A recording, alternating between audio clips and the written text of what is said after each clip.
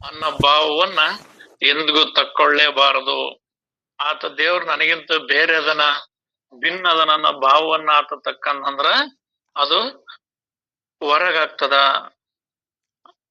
ಪೂರ್ಣ ವಿಚಾರಕ್ಕ ಅದು ಆಗೋದಿಲ್ಲ. ಆದ್ರಿಂದ ಆತ ಯಾವುದೇ ಸಗುಣ ಕಾರ್ಯಗಳನ್ನು ಮಾಡಿದ್ರೂ ಕೂಡ ಅದ್ರೊಳಗ್ ಸಿಕ್ಕಕೊಳ್ಳಬಾರದು. ನಿಸ್ಪೃಹನು ಬೀಗತನದ ಗದ್ದಲಲ್ಲಿ ಬೀಳಬಾರದು, ಮಧ್ಯಸ್ಥಿಕೆಯು ತನ್ನ ಪಾಲಿಗೆ ಬಂದಿರಬಾರದು. ಆತ ಯಾವ್ದ್ರೊಳಗರ ಸಿಕ್ಕಳ್ಳಿ, ಆದ್ರ ಮಧ್ಯಸ್ಥಿಕೆ ಮಾಡಕ್ ಹೋಗ್ಬಾರ್ದು, ಯಾವ್ದ್ರಾಗರ ಹಿರಿತನ ಮಾಡಕ್ ಹೋಗ್ಬಾರ್ದು, ಇನ್ನೊಂದ್ರೊಳಗ ಸಿಲುಕಬಾರದು. ನಿಸ್ಪೃಹನು ತನ್ನಲ್ಲಿ ಸ್ವಾರ್ಥ ಬುದ್ಧಿ ಮನೆ ಮಾಡದಂತೆ ಜಾಗರೂಕನಾಗಿರತಕ್ಕದ್ದು. ಆತ ಜ್ಞಾನಿ ಹೆಂಗಿರ್ಬೇಕಂದ್ರ ತನ್ನ ಸ್ವಾರ್ಥ ಸುಖ ತನ್ನೊಬ್ಬನ ಸುಖಕ್ಕ ಬಲಿಗ್ ಬೀಳ್ಬಾರ್ದು. ಯಾಕಂದ್ರ ವಿವೇಕಾನಂದರು ಒಂದು ಮಾತು ಹೇಳ್ತಾರ, ತನ್ನೊಬ್ಬನ ಸುಖವನ್ನ ಬಯಸುವನು ಎಂದೂ ಸುಖವಾಗಿರಲಾರ. ಯಾವುದೋ ಒಂದು ಸಂಸ್ಥೆಯ ಇತ್ಯಾದಿ ವ್ಯವಸ್ಥೆಯಲ್ಲಿ ಬೀಳಬಾರದು, ಅಥವಾ ಸರ್ಕಾರದಲ್ಲಿ ಕೆಲಸ ಕೈಗೊಳ್ಳಬಾರದು. ಆತ ಯಾವ್ದಾರ ಒಂದು ಸಂಸ್ಥೆ ಒಳಗ್ ಸೇರ್ಕೊಂಡ ಅಥವಾ ಸರ್ಕಾರದೊಳಗೆ ಯಾವ್ದಕ್ಕಾರ ಸೇರ್ಕೊಂಡಂದ್ರ ಆ ನಿಬಂಧನೆಗಳಿಗೆ ಕಟ್ಟು ಬಿದ್ದಂಗ ಆಗ್ತದೆ, ಅದಕ್ ಬಂಧನದೊಳಗೆ ಸಿಲುಕಿಸ್ದಂಗ ಆಗ್ತದೆ.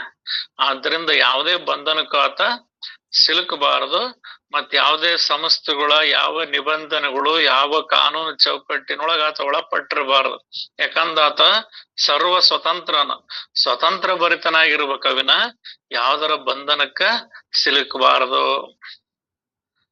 ತನಗೆ ಯಾರಾದರೂ ಸಹಾಯ ಮಾಡಲಿಕ್ಕೆ ಬಂದರೆ ಇದ್ದ ಪರಿಸ್ಥಿತಿಯನ್ನು ಹೇಳಬೇಕೇ ಹೊರತು ಸುಮ್ಮನೆ ಆಶ್ವಾಸನೆ ಕೊಡಬಾರದು. ಆತನ ಯಾರಾದ್ರೂ ಏನಾದ್ರೂ ಬೇಡಕ್ ಬರ್ತಾರ ಅಂದ್ರ ಇರುವಂತ ವಾಸ್ತವ ಸತ್ಯ ಏನೈತೆ ಅದನ್ನ ತಿಳಿಸ್ಬೇಕಾಗ್ತದ. ಸುಮ್ನೆ ಆಯ್ತು ನೀವ್ ಅದನ್ ಮಾಡ್ತಾನೆ ಅಂದು ಹೊರಗಿನ ಲೋಕದೊಳಗ ಯಾವುದೇ ಆಶ್ವಾಸನೆಗಳಿಗೂ ಕೂಡ ಆತ ಗುರಿ ಆಗಬಾರದು. ಯಾರಿಗೂ ಜಡವಾಗುವಂತ ಭಿಕ್ಷೆ ಕೇಳಬಾರದು, ಇಲ್ಲವೇ ಭಿಕ್ಷೆಗಾಗಿ ತನ್ನ ವಂಶಾವಳಿಯನ್ನೆಲ್ಲ ಹೇಳಬಾರದು. ಆತ ಇನ್ನೊಬ್ರಿಗೆ ಭಾರ ಆಗಂಗ, ಇನ್ನೊಬ್ರಿಗೆ ಹೊರೆಯಾಗಂಗ, ಇನ್ನೊಬ್ರಿಗೆ ದುಃಖಕ್ಕೆ ಒಳಪಡಂಗ ಭಿಕ್ಷೆ ಬೇಡಬಾರದು. ನಾವ್ ಯಾರನಾರ ಏನಾರ ಬೇಡಿದ್ವಿ ಅಂದ್ರ ಅವ್ರಿಗೆ ದುಃಖ ಆಗತ್ತೆ ಅಂದ್ರ ಬೇಡಬಾರದು. ಜ್ಞಾನಿ ಆದವನು ಒಟ್ಟು ಬೇಡುವುದೇ ಆತನ ಕೆಲಸ ಅಲ್ಲ. ಆತ ಏನು ಬೇಡಬಾರದು. ಆ ಬೇಡ ಅವ್ರನ್ನು ಕೂಡ ಇಕ್ಕಟ್ಟಿಗೆ ಏನಪ್ಪಾ ಏನ ಕೇಳಕ್ ಬಂದಪ್ಪ, ಏನ ಬೇಡಕ್ ಬಂದಪ್ಪ ಅನ್ನೋ ಭಾವ ಅವ್ರೊಳಗ ಅದು ಉಳಿಬಾರದು. ಮತ್ತೆ ತಾನು ಭಿಕ್ಷಾಟನೆ ಮಾಡ್ತಾ ನಮ್ ಮಂತನ ಹಿಂಗ, ನಮ್ಮ ವಂಶಾವಳಿ ಹಿಂಗ, ನಮ್ಮ ಸಂಪ್ರದಾಯ ಹಿಂಗ, ನಾವ್ ಹಿಂಗೆ ಬೇಡಿಕೆಂದ ಬಂದಿರೋದು, ನಾವು ಅವರು ಇವ್ರು ಅಂತ ಹೊರಗೆ ನಾವು ಯಾವುದೇ ಇದಕ್ಕ ಸಿಲುಕಿಕೊಳ್ಳಬಾರದು. ತನ್ನ ವಂಶಾವಳಿಯನ್ನು ಕೂಡ ಭಿಕ್ಷಾಟನೆಗೆ ಹಚ್ಚಬಾರದು. ಯಾಕಂದ್ರ ಅದು ಅದೇ ಆಗ್ತದ. ಆ ಸ್ವರೂಪ ಸ್ವತಂತ್ರನಾಗಿರ್ಬೇಕಾಗಿರ್ತಕ್ಕಂಥದ್ದೇ ಅದ ಜ್ಞಾನ ಐತಿ. ಅದನ್ನ ನಾವ್ ಇನ್ನೊಂದು ಭಿಕ್ಷಕ್ಕೆ ಅಥವಾ ಬೇಡೋದಕ್ಕೆ ಯಾವ್ದಾದ್ರು ನಿಬಂಧನೆಗಳಿಗೆ ಜೋತ್ ಬೀಳಬಾರದು. ನಿಸ್ಪೃಹನು ಬೀಗತನದ ಗದ್ದಲಲ್ಲಿ ಬೀಳಬಾರದು. ಅದನ್ನ ಬೀಗ್ತನ ಮಾಡಿದ್ವಿ, ಇದನ್ನ ಕೂಡ್ಸಿದ್ವಿ, ಹೆಣ್ಣು ಗಂಡಿಂದ ವ್ಯಾಪಾರ ಅಂತಾರ, ಅಥವಾ ಇನ್ನೊಂದ್ ಯಾವ್ದಾರ ಸೈಟ್ ವ್ಯಾಪಾರ ಅಂತಾರ, ಯಾವ್ದೇ ಬಿಸಿನೆಸ್ ವ್ಯಾಪಾರ ಅಂತಾರ, ಇಲ್ಲ ಬಡ್ಡಿ ವ್ಯಾಪಾರ ಅಂತಾರ. ಈ ಫೈನಾನ್ಸ್ ಇಂಥದ್ರೊಳಗ ಆತ ಸಿಲುಕ್ಬಾರದು. ಯಾಕೆ ಇವನ್ನೆಲ್ಲ ಹೇಳ್ತಾರಂದ್ರ ಇವು ಆತ್ಮಜ್ಞಾನಕ್ಕ ಧಕ್ಕಿಯನ್ನ ತರ್ತಾವು. ಒಟ್ಟಿಗೆ ಸಂಸಾರದ ತೊಡಕು ಮೈ ಸೇರದಂತೆ ಎಚ್ಚರ ವಹಿಸಬೇಕು. ಒಟ್ಟಿಗೆ ಸಂಸಾರದ ತೊಡಕಂದ್ರ ನಾವಿಲ್ಲಿ ಸಂಸಾರ ಅಂದ್ರ ಹೊರಗಿಂದ ಹೆಂಡತಿ ಮಕ್ಕಳು ಬಾಳು ಬದುಕು ಇದಕ್ಕ ನಾವು ಸಂಸಾರ ಅಂತವಿ. ಆದ್ರ ಮಹಾತ್ಮರು ಅದಕ್ ಸಂಸಾರ ಅನ್ನಲ್ಲ, ಮನಸ್ಸಿನೊಳಗಿನ ಆಲೋಚನೆಗಳೇ ಸಂಸಾರ. ನಾವ್ ಅದಕ್ ಮಧ್ಯಸ್ಥಿಕೆ ಮಾಡಕ್ ಹೋಗೋದು, ಇದಕ್ ಮಧ್ಯಸ್ಥಿಕೆ ಮಾಡಕ್ ಹೋಗೋದು, ಯಾವ್ದಾರ ಸಂಘ ಸಂಸ್ಥೆ ಒಳಗ್ ಸೇರೋದು, ಯಾವಕರ ಸಿಲುಕಿ ಅದ್ರಾಗ ಮಧ್ಯಸ್ಥಿಕೆ ಮಾಡಿ ಅದ್ರಾಗ ಹಿರಿತನ ಮಾಡ್ತೇವೆ, ಇದ್ರಾಗ ಹಿರಿತನ ಮಾಡ್ತೇವೆ ಅಂದ್ರ ಇಂಥ ಹಿರಿತನ ಜ್ಞಾನಿಗೆ ತರವಲ್ಲ. ಶರಣರಿಗೆ ಈ ಹೊರಗಿನ ಜಗತ್ತಿನ ಉಸಾಬರಿ ಏನ್ ತುಂಬಿಕೆನದ ಅದು ಶ್ರೇಷ್ಠವಲ್ಲ. ಈ ಹೊರಗಿನ ವಿಚಾರಗಳನ್ನು ತುಂಬಿಕೆನದ ಸಂಸಾರ. ಒಟ್ಟಾರೆ ಒಂದೇ ಮಾತನ್ನ ಹೇಳ್ಬೇಕಂದ್ರ ಸಂಸಾರ ಅಂದ್ರೆ ಏನಂದ್ರ ಪರಿಪೂರ್ಣ ಪಾರಮಾರ್ಥ ಜ್ಞಾನವನ್ನು ಬಿಟ್ಟು ಉಳ್ದವ್ ಏನೆಲ್ಲ ಮನಸ್ಸಿಗೆ ಗೊಂದಲ ಮಾಡಿ ತುಂಬ್ಕೊಂತವಂದ್ರ ಅದೆಲ್ಲದು ಕೂಡ ಸಂಸಾರನ ಆಗ್ತದ ಅಂತ ಹೇಳ್ತದ. ಇಲ್ಲಿ ಒಟ್ಟಿಗೆ ಸಂಸಾರದ ತೊಡಕು ಮೈ ಸೇರದಂತೆ ಎಚ್ಚರ ವಹಿಸಬೇಕು. ಈ ಮನಸ್ಸಿನ ಆಲೋಚನೆಗಳು, ಭ್ರಮೆಗಳು, ಹಣ, ಅಧಿಕಾರ, ಕುಲ ಇವ್ ಏನೇನು ಹೊರಗದವಲ್ಲ ಇವೆಲ್ಲವೂ ಕೂಡ ಆ ಸಂಸಾರ ರೂಪಿಗಳು ಆಗ್ತಾವ. ಆ ಪಾರಮಾರ್ಥ ವಿಚಾರವನ್ನು ಬಿಟ್ಟು ಉಳಿದದ್ದೆಲ್ಲದು ಕೂಡ ಸಂಸಾರನ ಆಗ್ತದ, ಬಂಧನನ ಆಗ್ತದ. ಇದರಿಂದ ಆತ್ಮಜ್ಞಾನಕ್ಕ ಧಕ್ಕೆ ಆಗ್ತದ. ಅದ್ರಿಂದ ಇಂಥದ್ರೊಳಗ ಸಿಲುಕಬಾರದು. ಅವನು ಪ್ರಾಪಂಚಿಕ ಭೋಜನ ಸಮಾರಂಭಗಳಿಗೆ ಹೋಗಬಾರದು. ಆಗಂತುಕ ಅನ್ನ ಉಣ್ಣಬಾರದು. ಅಂದ್ರ ಅವನು ಹೊರಗಿಗೆ ಅಲ್ಲಿ ಔತಣಕೂಟ, ಇಲ್ಲಿ ಔತಣಕೂಟ, ಆ ಕಾರ್ಯಕ್ರಮ, ಈ ಕಾರ್ಯಕ್ರಮ ಅಂತ ಕೇವಲ ಆಹಾರಕ್ಕೋಸ್ಕರ, ಭೋಜನಕ್ಕೋಸ್ಕರ ಇಂಥ ಸಭೆಯೊಳಗ ಆತ ಹೋಗ್ತಕ್ಕದ್ದಲ್ಲ. ತನ್ನ ಪಾಲಿಗೆ ಯಾವ್ದು ಬರ್ತದ ಅದನ್ನ ಸ್ವೀಕರಿಸಕ ವಿನಃ ಅದಕ್ಕಾಗಿ ನೆಚ್ಚಿಕೊಂಡು ಹೋಗ್ತಕ್ಕದ್ದಲ್ಲ. ಆಗಂತುಕ ಅನ್ನ ಉಣ್ಣಬಾರದು ಅಂತ. ಆಗಂತುಕ ಅನ್ನ ಅಂದ್ರ ತನ್ನ ಶ್ರಮ ಅಲ್ಲದ್ದು, ತನ್ನ ಶ್ರಮ ಅಲ್ಲದನ್ನ ಯಾವ್ದನ್ನ ಸ್ವೀಕರಿಸಬಾರದು. ಅದ ಅನ್ನ ಆಗಿರ್ಲಿ, ಅರಿವೆ ಆಗಿರ್ಲಿ, ವಸ್ತುಗಳಾಗಿರ್ಲಿ, ದನ ಕನಕಾದಿಗಳಾಗಿರ್ಲಿ, ಯಾವರಾಗಿರ್ಲಿ, ನಾವ್ ಯಾವನಾದ್ರೂ ಸ್ವೀಕರಿಸ್ತವಿ, ಅನುಭವಿಸ್ತವಿ, ಭೋಗಿಸ್ತವಿ ಅಂದ್ರ ಅದ ನಮ್ಮ ಪರಿಶ್ರಮದ್ದೇ ಆಗಿರ್ಬೇಕ ವಿನಾ ನಮ್ಮ ಫಲದ್ದೇ ಆಗಿರ್ಬೇಕ ವಿನಾ ಅನ್ಯರ ಫಲದ್ದು, ಅನ್ಯರ ಶ್ರಮದ್ದು ಅದ ಆಗಬಾರದು. ಹೆಚ್ಚಾಗಿ ಬೀಗರೊಂದಿಗೆ ಆಮಂತ್ರಣವೆಂದಿಗೂ ತಕ್ಕೊಳ್ಳಬಾರದು. ಶರಣನಾಗಿರ್ತಕ್ಕಂಥವನು ಈ ಬಂಧು ಬಾಂಧವರು, ಈ ಬೀಗರು, ನೆಂಟ್ರಂತ ಅವರೊಂದಿಗೆ ಹೆಚ್ಚಿಗೆ ಸೇರ್ತಕ್ಕದ್ದಲ್ಲ. ಮತ್ತೆ ಎಲ್ಲಿ ಸೇರ್ಬೇಕಂದ್ರ ಅವನು ಎಲ್ಲಾ ಬಂಧು ಬಳಗ ಅನ್ನೋದೆಲ್ಲದೂ ಈ ಶರಣರು, ಮಹಾತ್ಮರು, ಸತ್ಸಂಗ ಇದ್ರೊಳಗೆ ತಾನು ಎಲ್ಲವನ್ನು ಕಾಣ್ಬೇಕವಿನ ಈ ಲೋಕದ ಸಂಬಂಧಕ್ಕ ಸಿಲುಕೋದಲ್ಲ. ಬಂಧು ಬಾಂಧವರೆಲ್ಲ ಬಂದುಂಡು ಹೋಗುವರು, ಬಂಧನವ ಕಳೆಯಲರಿಯರು, ಶ್ರೀ ಗುರುವಿಗಿಂ ಬಂಧು ಉಂಟೆ ಅಂತ ಹೇಳ್ತಾರ. ಹಂಗ ನಮ್ಮ ಬಂಧು ಬಾಂಧವರು ಯಾರಂದ್ರ, ಯಾರು ನಮ್ಮ ಭವಬಂಧನವನ್ನ ಕಳಿತಾರೋ, ಯಾರು ನಮ್ಮ ಭವರೋಗ ನಿವಾರಣೆ ಮಾಡಿ, ದುಃಖ ನಿವಾರಣೆ ಮಾಡಿ ಆನಂದ ಸ್ವರೂಪವನ್ನ ತಿಳಿಸ್ತಾರ, ಅವರೇ ನಮ್ಮ ಬಂಧುಗಳು. ಅಂತವ್ರು ಯಾರಪ್ಪ ಅಂತ ನಾವು ವಿಚಾರಿಸಿ ನೋಡಿದ್ರೆ ಜ್ಞಾನದಿಂದ ಶ್ರೀ ಗುರುವಿಗಿಂ ಬಂಧು ಉಂಟೆ. ಆ ಗುರುವೇ ನಮಗೆ ಗುರು ಬಂಧು, ಗುರು ಬಳಗ ಎಲ್ಲದ ಹೇಳ್ತಾರ. ಗುರು ಬ್ರಹ್ಮ, ಗುರು ವಿಷ್ಣು, ಗುರು ಮಹೇಶ್ವರ ಅಂತ ಸರ್ವವನ್ನು ಗುರುಪಾದಕ್ಕೆ ಅರ್ಪಿಸ್ಬೇಕಾಗ್ತದ ವಿನಃ ಅದು ಬೇರೆ ಇದು ಬೇರೆ ಅಂತ ಭಿನ್ನ ಭಿನ್ನ ಭಾವನೆ ಒಳಗ್ ತಗಂದು ನೋಡಬಾರದು. ಅಲ್ಲದೆ ನಿಸ್ಪೃಹನ ಶ್ರದ್ಧಾ, ಪಕ್ಷ, ಸಾಟಿ, ಸಮಾಸ, ಶಾಂತಿ, ಫಲ ಶೋಭನ ಹೆಸರಿಡುವುದು, ವಿವಿಧ ಭೂತಗಳ ಪಿತ್ರಾರ್ಥವಾಗಿ ಮಾಡಿದ ಊಟ, ಹರಕೆ, ವ್ರತ, ಉದ್ಯಾಪನೆ ಮುಂತಾದವುಗಳಲ್ಲಿ ಹೋಗಬಾರದು. ಅಂದ್ರ ಇಲ್ಲಿ ಪಕ್ಷ ಅಂತ ಮಾಡ್ತಾರ. ಈ ಕಡೆ ದಕ್ಷಿಣ ಕನ್ನಡ ಅಂದ್ರೆ ಮೈಸೂರು ಭಾಗದ ಕಡೆಗೆ ಪಿತೃಪಕ್ಷ ಅಂತ ಮಾಡ್ತಾರ. ತಂದೆ ತಾಯಿಗಳಿಗೆ ಎಡಿ ಹಾಕೋದು, ಇಲ್ಲಿ ದೀಪಾವಳಿಯಾಗ ಎಡಿ ಹಾಕೋದು ಮಾಡ್ತಾವಲ್ಲ, ಹಂಗ ಅವ್ರು ಅತಿ ಹೆಚ್ಚಾಗಿ ಮಾಂಸಾಹಾರ ಸೇವನೆ, ಮದ್ಯ ಸೇವನೆ ಅಂದ್ರೆ ಎಲ್ಲಾ ಈ ಅಂದ್ರ ಪಾರಮಾರ್ಥವನ್ನು ಬಿಟ್ಟು ಹೊರಗಿನ ಸಾಮಾಜಿಕ ಕಾರ್ಯಕ್ರಮಗಳಲ್ಲಿ ಭಾಗಗೊಳ್ಳೋದು. ಇವೆಲ್ಲವು ಒಟ್ಟಾರೆ ಒಂದೇ ಮಾತಿನಾಗ ಇಷ್ಟಕ್ಕಂದ್ ಏನ್ ನಾವ್ ಹೇಳಿದ್ವಲ್ಲ, ಶ್ರದ್ಧಾ, ಪಕ್ಷ, ಸಾಟಿ, ಸಮಾಸ, ಶಾಂತಿ, ಫಲಶೋಭನ ಅಂತ ಏನ್ ಇವೆಲ್ಲ ಹೇಳ್ತಾವಲ್ಲ, ಇವೆಲ್ಲವೂ ಹೊರಗಿನ ಸಾಮಾಜಿಕ ಕಾರ್ಯಕ್ರಮಗಳು. ಇವು ಪಾರಮಾರ್ಥಕ್ಕಾಗೋದಿಲ್ಲ. ಇವು ಹೊರಗಾಗ್ತಾವ, ಸಮಾಜದವ್ರು ಮಾಡ್ಕೇಳಿ, ಜಗತ್ ಮಾಡ್ಕೇಳಿ, ಅವ್ ಜಗತ್ತಿಗೈತಿ. ಆದ್ರ ಜ್ಞಾನಿಯಾಗಿರ್ತಕ್ಕಂಥವನು ಜಗತ್ತಿನ ಯಾವ್ದ್ರೊಳಗು ಕೂಡ ಸಿಲುಕದಂಗ, ಇದ್ದು ಇಲ್ಲದಂಗ ಅವನ್ ಯಾವಾಗ್ಲೂ ಪಾರಮಾರ್ಥದ ವಿಚಾರ ಕಡೆಗೆ ಆತ ಇರ್ಬೇಕಾಗ್ತದ. ಮತ್ತು ಆ ಅನ್ನ ತಿಂದು ನಾಚಿಕೆ ಗೇಡಾಗಬಾರದು. ಅವ್ ಏನ್ ಪದಾರ್ಥಗಳು ಅಂದ್ರ ಅದಕ್ಕ ಮಹಾತ್ಮರಾದವ್ರು ಎಲ್ಲಿಗ್ ಭೇಟಿ ಕೊಡ್ಬೇಕು, ಎಲ್ಲಿಗ್ ಹೋಗ್ಬೇಕು, ಎಲ್ಲಿಗ್ ಹೋಗ್ಬಾರ್ದು ಅನ್ನೋದು ಎತ್ತರ ಇರ್ಬೇಕಾಗ್ತದ. ಆತ ಹೋದ್ರ ಎಲ್ಲಿ ಹೋದ್ರು ಕೂಡ ಸತ್ಸಂಗ ಇರೋದ್ರ ಕಡೆಗೆ ಆ ಶರಣತ್ವ ಇರೋದ್ ಕಡೆಗೆ, ಆ ಪಾರಮಾರ್ಥದ ಕಡೆಗೆ ಇರ್ಬೇಕು. ನೀರ್ ಎಲ್ಲೇ ಹಾಕಿದ್ರು ಇಳಿಜಾರಿನ ಕಡೆಗೆ ಹರಿತೈತಿ. ಅದನ್ನ ನೀನ್ ಎಲ್ಲಿ ಹಾಕಿರ್ತಿ ಅದ್ ಎಲ್ಲಿ ಇಳಿಜಾರ್ ಸಿಗ್ತದ ಅದು ಆ ಕಡೆಗೆ ಹರಿತೈತಿ. ಅದರಂತೆ ಇಲ್ಲಿ ಜ್ಞಾನಿಗಳಾದವರು, ಶರಣರಾದವರು, ಸಂತರಾದವರು ತಾನು ಎಲ್ಲೇ ಇದ್ರು ಕೂಡ ಅದನ್ನ ಪಾರಮಾರ್ಥದ ಕಡೆಗೆ ತಿರುಗಿಸ್ಬೇಕಾವಿನ ಆ ಪ್ರಪಂಚದ ಕಡೆಗೆ ಸಿಲುಕಿ ಅದ್ರೊಳಗ ಮುಳುಗಿ ಹೇಳ್ಬಾರ್ದು. ಅದ್ರೊಳಗ ಮುಳುಗಿ ಹೇಳ್ತಾನಂದ್ರ ಅದ ನಾಚಿಕೆಗೇಡಾಗ್ತದ.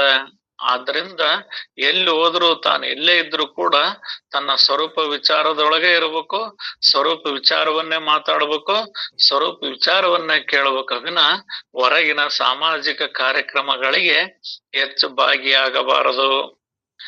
ಲಗ್ನ ಕಾರ್ಯಾದಿಗಳಿಗೆ ಮತ್ತು ಅನ್ನಕ್ಕಾಗಿ ಪಂಕ್ತಿಯಲ್ಲಿ ಆಡಬಾರದು. ಇಲ್ಲದೆ ಹಣದ ಕರಾರಿನಿಂದ ಎಲ್ಲಿಯೂ ಕೀರ್ತನೆ ಮಾಡಬಾರದು. ಆತ ಯಾವ ಲಗ್ನ ಕಾರ್ಯಗಳಿಗೆ ಹೋದ್ರ ಆ ಕಾರ್ಯ ಮಾಡಿದೆ, ಈ ಕಾರ್ಯ ಮಾಡಿದೆ, ಒಂದೊಂದು ಪೂಜೆಗಳಿಗೆ ಇಂತಿಷ್ಟೆಲ್ಲ ಹಿಂಗೆಲ್ಲ ಹಣಗಳು ಇರ್ತಾವ. ಅದಕ್ ನೀನ್ ಒಕ್ಕಿಯ ಹೋಗು, ಎಲ್ಲಾ ಕಾರ್ಯ ಮಾಡ್ತೀಯ ಮಾಡು, ಅಲ್ಲಿ ಅದು ಬಂದಷ್ಟು ಸ್ವೀಕರಿಸ್ಬೇಕವಿನ ಅದನ್ನೊಂದು ವ್ಯವಹಾರ ಆಗ್ಲಿ, ಅದು ಒಂದು ಕಾರ್ಯ ಆಗ್ಲಿ ಅದ್ರೊಳಗ ಕರಾರು ಮಾಡಿಕೊಳ್ಳಬಾರದು. ಯಾಕಂದ್ರ ಎಲ್ಲೇ ಕೀರ್ತನೆ ಯಾವ್ದಾದ್ರು ಮಾಡಕ್ ಹೋಗ್ಲಿಬೇಕಾಗ್ತದ, ಅವ್ರು ಕೊಟ್ಟೆ ಕೊಡ್ತಾರ, ಅವ್ರು ಕೊಟ್ಟಷ್ಟೇ ಭಿಕ್ಷೆ ಅಂತ ತಿಳಿಬೇಕವಿನ ಅದನ್ನ ಕರಾರು ಮಾಡಬಾರದು. ಅಷ್ಟೇ ಅಲ್ಲದೆ ಅವನು ತನ್ನ ಭಿಕ್ಷಟನೆ ಬಿಡಬಾರದು. ಅವನೇನೋ ನಾನ್ ಬಹಳ ಸಿರಿ ಸಂಪತ್ತೈತಿ, ಹಂಗೈತಿ ಹಿಂಗೈತಿ ಅಂತ ಹಣದ ಮೋಹದಿಂದ ಹೋಗ್ಬಾರ್ದು. ಮತ್ ಭಿಕ್ಷಟನೆ ಮಠ ನಡೆದ್ರು ಎಲ್ಲಾ ನಡಿಯಂಗಿದ್ರು ಇನ್ನು ಕೋಟ್ಯಾಂತರ ಆಗೋಷ್ಟು ಸಂಗ್ರಹಣೆ ನಡೀತಿರ್ತತಿ.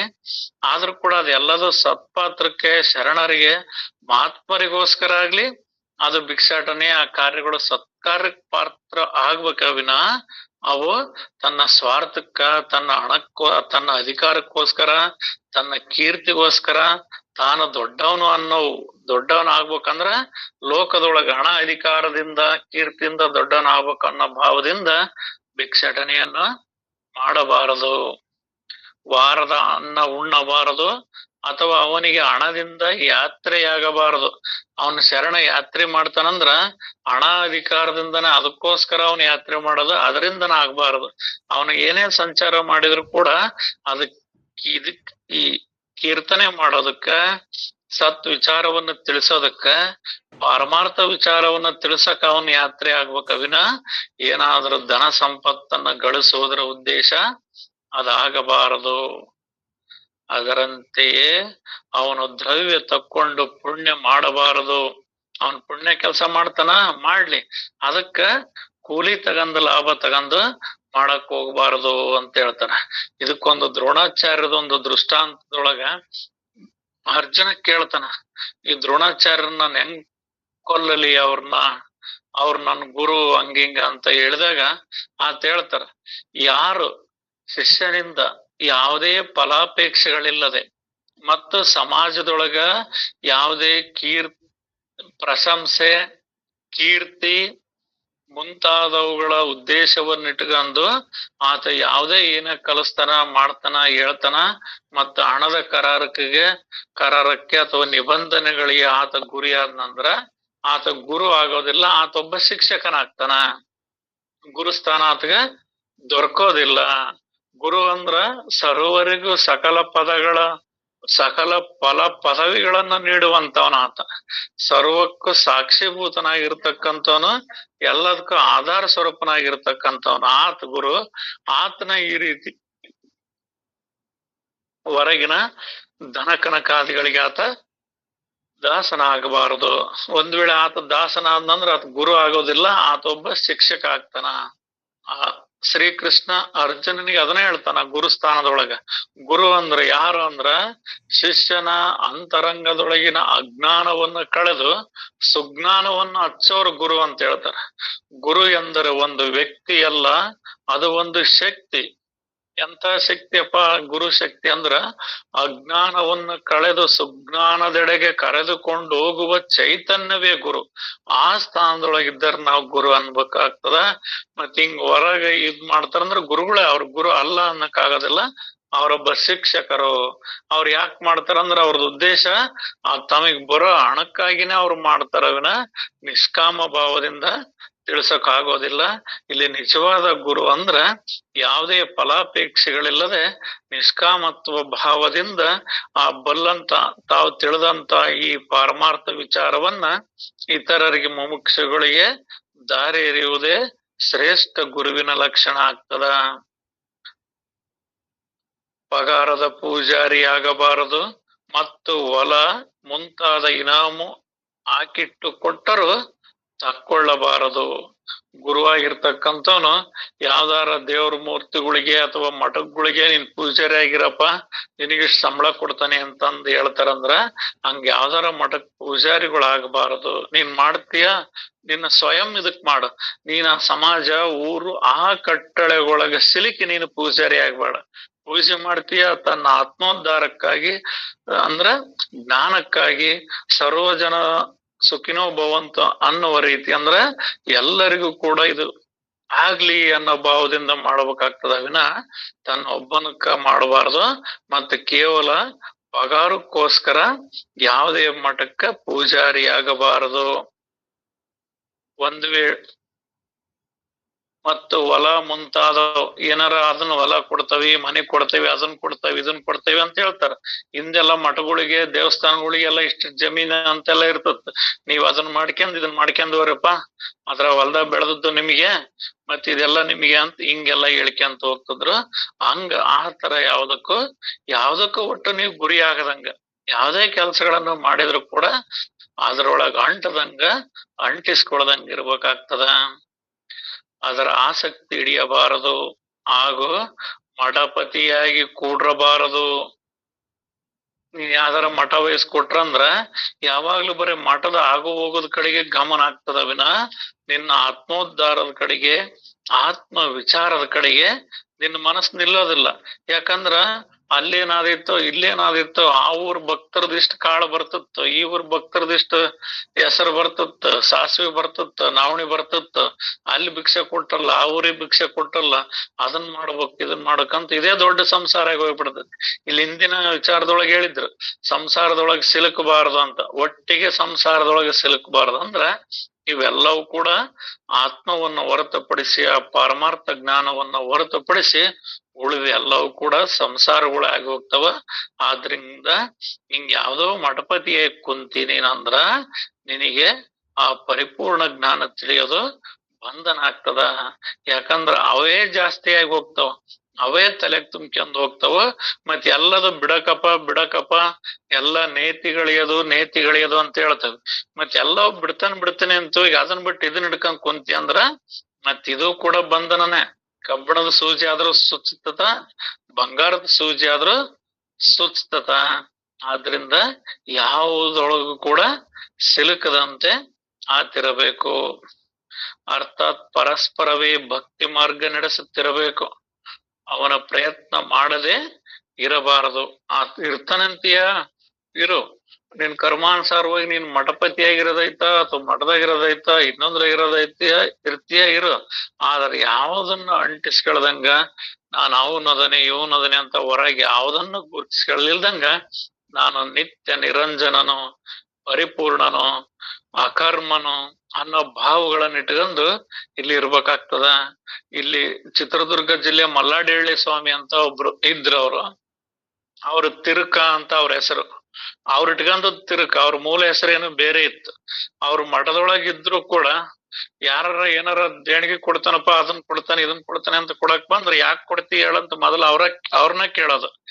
ಮತ್ ಇಲ್ಲಿ ಕಟ್ಟಿದ್ರ ಉಳ್ಕನಾರಿಗೆ ಒಂದ್ ರೂಮ ಕೊಠಡಿನ ಏನಾರ ಮಾಡಾಕತಿ ಬೇಕಾಕತ್ತಾಡ್ರಪ್ಪ ಅಂತಂದ್ರ ನಿನ್ ಕೈಲಿ ಎಷ್ಟಕ್ಕದ ಅಷ್ಟ್ ಮಾಡಿ ಹೋಗಪ್ಪ, ನೀನ್ ನನಗ್ ಕೊಡ್ಬೇಡ, ನನಗ್ ಅಂಟ ಹಚ್ಬೇಡ, ನಿನ್ ಕೈಲಿ ಏನ್ ಮಾಡಕ್ಕಾಗತ್ತ ಅಷ್ಟ್ ಮಾಡ, ಈ ಮಠಕ್ಕೆ ಎಷ್ಟ್ ಸೇವೆ ಮಾಡಕ್ಕಾಗತ್ತ ಅಷ್ಟ್ ಮಾಡ.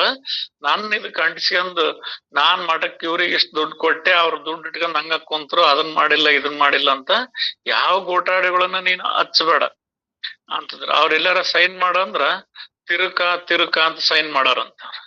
ಯಾಕಪ್ಪ ಅಂದ್ರೆ ಇದು ಎಲ್ಲದು ತಿರುದು ಬಂದದ್ದೇ, ಇಲ್ಲಿ ಯಾವ್ದು ದುಡ್ದು ಬಂದದ್ದಲ್ಲ. ನಾನು ಯಾವ್ದು ಮೈ ಮುರಿದಿಲ್ಲ, ನಂದೇನು ಕೆಲಸ ಇಲ್ಲ, ನಾನ್ ಮಠನೂ ಅಲ್ಲ, ಮಠಾಧಿಪತಿಯನಲ್ಲ. ಎಲ್ಲರದು ಮಠ, ಎಲ್ಲರೂ ಮಠಾಧೀಶರ, ಎಲ್ಲರ ಸ್ವಾಮಿಗಳು, ಎಲ್ಲರಿಗೂ ಎಲ್ಲ ಸಮಾನತ್ವ ಅಂತ ಆ ರೀತಿ ಇದ್ಕೊಂಡ್ ಹೋಗಿರ್ತಕ್ಕಂಥವ್ರವ್ರು ಮಲ್ಲಾಡಿ ಹಳ್ಳಿ ಸ್ವಾಮಿಗಳು ಅಂತ.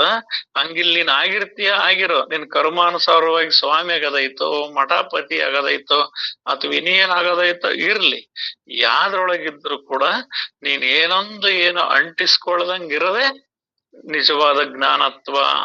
ಮತ್ ನೀನು ಯಾವ್ದು ಅಂಟಿಸ್ಕೊಳ್ದಂಗಿದ್ರು ಕೂಡ ಎಲ್ಲರಿಗೂ ಭಕ್ತಿ ಮಾರ್ಗವನ್ನ ಹಚ್ಚುತ್ತಿರ್ಬೇಕು. ಆ ತನ್ನ ಇರೋ ಸ್ಥಳದೊಳಗೆ ಯಾವಾಗ್ಲೂ ಪಾರಮಾರ್ಥ ವಿಚಾರವನ್ನೇ ನಡೆಸುತ್ತಿರಬೇಕು, ಭಕ್ತಿ ಮಾರ್ಗವನ್ನೇ ನಡೆಸುತ್ತಿರಬೇಕು. ಈ ಪ್ರಯತ್ನವನ್ನ ಎಂದೂ ಬಿಡಬಾರದು. ನೀನ್ ಯಾವ ಕೆಲ್ಸನಾರ ಬಿಡು, ಈ ಹೊರಗಿಂದ ಏನಾದ್ರೂ ಒಂದಿನ ಹೆಚ್ಚು ಕಮ್ಮಿ ಆಗೋದಾಗ್ತದ, ಅದರಿಂದ ಅಷ್ಟು ಅನ್ಯಾಯ ನಿನಗೆ ಆಗೋದಿಲ್ಲ. ಇಲ್ಲಿ ನಿನ್ನ ಸ್ವರೂಪ ವಿಚಾರವನ್ನ, ನಿನ್ನ ಜ್ಞಾನವನ್ನ ತಿಳಿಯದ ನೀನು ನಿನ್ನ ಹಿತವನ್ನೇ ನೀನು ಮರೆತು ಹೊರಗ್ ನೀನು ಹೋಗಿ ಅದರಿಂದ ಹಿತ ಐತಿ, ಇದರಿಂದ ಹಿತ ಐತಿ ಅಂತ ಹೋಗ್ಯಲ್ಲ, ಇದು ಎಲ್ಲದ ಅಜ್ಞಾನ ಆಗ್ತದ. ಇಲ್ಲಿ ಜ್ಞಾನ ಅಂದ್ರ ಯಾವಾಗ್ಲೂ ತಾನೂ ಪಾರಮಾರ್ಥ ವಿಚಾರದೊಳಗೆ ಉಳಿಯುವುದು, ಇತರರಿಗೂ ಕೂಡ ಆ ಪಾರಮಾರ್ಥ ವಿಚಾರವನ್ನ ಆತ ತಿಳಿಸುವುದು. ಅವನು ಪ್ರಯತ್ನ ಮಾಡದೇ ಇರಬಾರದು, ಪ್ರಯತ್ನ ಮಾಡ್ತಾನೆ ಇರ್ಬೇಕು. ಯಾವ್ದಕ್ಕ? ಈ ಸತ್ಸಂಗದ ವಿಚಾರಕ್ಕ. ಆಲಸ್ಯವನ್ನ ಕಣ್ಣೆದುರಿಗೆ ತರಬಾರದು. ಮತ್ತು ದೇಹವಿರುವವರೆಗೂ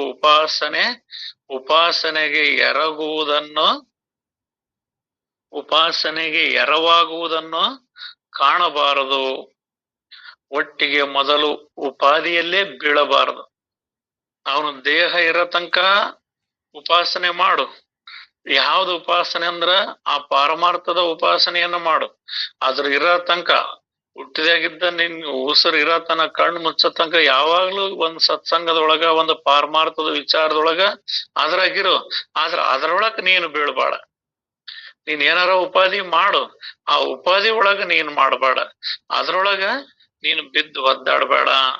ಒಂದು ವೇಳೆ ಉಪಾಧಿ ಮಾಡಿದರೂ ಅದು ತನ್ನ ಮೈ ಉಣ್ಣಬಾರದು, ಅದು ತನ್ನನ್ನೇ ಮಗ್ಲು ಮುರಿದು ತನ್ನನ್ನೇ ಬಳಸ್ಕೋಬಾರದು, ಅದರೊಳಗ ತಾನು ಅದೇ ಆಗಿ ಹೋಗಬಾರದು.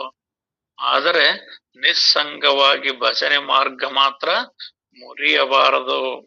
ನೀನ್ ಮಾಡ್ತೀಯ, ಉಪಾಧಿ ಕಾರ್ಯದೊಳಗ್ ಸೇರ್ಕ್ಯ, ಆದ್ರ ಅದ್ರೊಳಗ ಬಿದ್ದು ಹೋಗ್ಬೇಡ, ಅದಕ್ ಅಂಟ್ಕೊಂಡ್ ಹೋಗ್ಬೇಡ.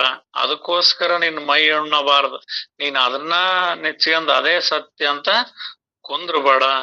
ಮತ್ತೇನ್ ಮಾಡ್ಬೇಕಂದ್ರ ನಿಸ್ಸಂಗವಾಗಿ, ಸತ್ಸಂಗತ್ವಂ ನಿಸ್ಸಂಗತ್ವ, ಆ ನಿಸ್ಸಂಗತ್ವದ ಭಜನೆ ಮಾರ್ಗ ಮಾತ್ರ ಮುರಿಯಬಾರದು, ಅಂದ್ರ ಬಿಡಬಾರದು.